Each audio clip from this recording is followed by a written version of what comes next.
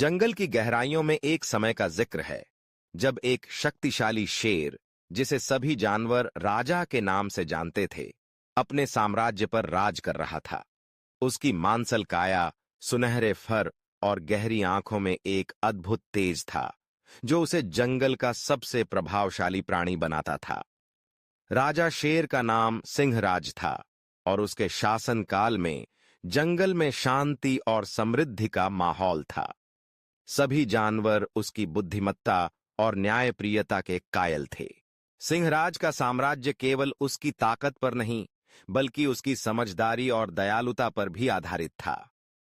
वह न केवल अपने से छोटे जानवरों की रक्षा करता था, बल्कि उन सभी के साथ एक मित्रवत संबंध भी बनाए रखता था। जंगल में हर सुबह वह एक ऊंचे चट्टान पर बैठकर अपनी गहरी आवाज में सबको जगाता था। सभी जानवरों, आज का दिन अच्छा है, आइए मिलकर एक दूसरे की मदद करें। उसकी आवाज सुनकर सभी जानवर एकत्र होते और दिन की योजनाएं बनाते। लेकिन एक दिन जंगल में एक नई चुनौती आई।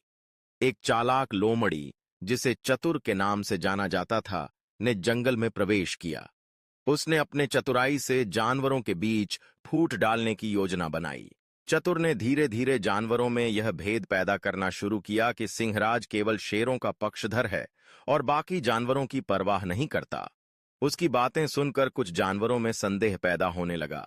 धीरे धीरे जंगल में असंतोष फैलने लगा। सिंहराज ने जब यह सुना तो उसने तुरंत एक सभा बुलाई। सभी जानवर एकत्र हुए और सिंहराज ने अपने गहरे स्वर में कहा, मेरे प्यारे साथियों, मैं जानता हूं कि कुछ बातें आपके मन में संदेह पैदा कर रही हैं, लेकिन मैं आपको विश्वास दिलाता हूं कि मैं हमेशा आपके साथ हूं। हम सब एक परिवार हैं।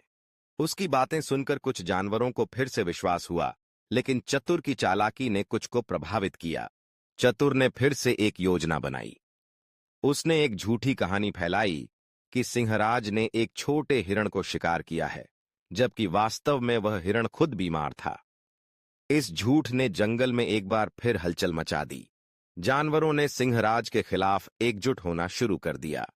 सिंहराज ने स्थिति को भांप लिया और चतुर को चुनौती दी कि वह अपनी बात साबित करे।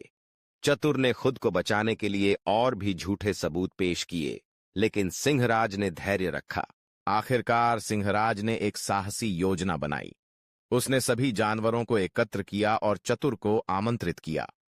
अगर तुम सच बोलते हो तो तुम मेरे सामने आकर अपना पक्ष रखो। चतुर ने सोचा कि वह अपनी चालाकी से बच जाएगा, लेकिन जब वह सामने आया तो सिंहराज ने सबको सच बताने के लिए कहा।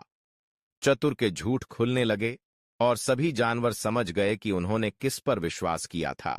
सिंहराज ने सभी जानवरों को एकजुट किया और कहा, हम सभी को एक दूसरे पर विश्वास करना चाहिए। हम सब मिलकर ही इस जंगल को सुरक्षित और खुशहाल रख सकते हैं। इस घटना के बाद जानवरों ने फिर से सिंहराज पर विश्वास किया और चतुर को जंगल से बाहर निकाल दिया। सिंहराज ने न केवल अपनी शक्ति को साबित किया, बल्कि यह भी दिखाया कि सच्चाई और एकता में कितनी ताकत होती है।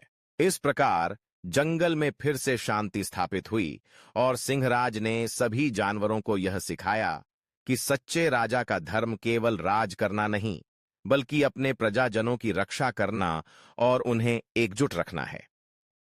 सिंहराज की कहानी जंगल में पीढ़ी दर पीढ़ी सुनाई गई और उसका नाम हमेशा सम्मान के साथ लिया गया।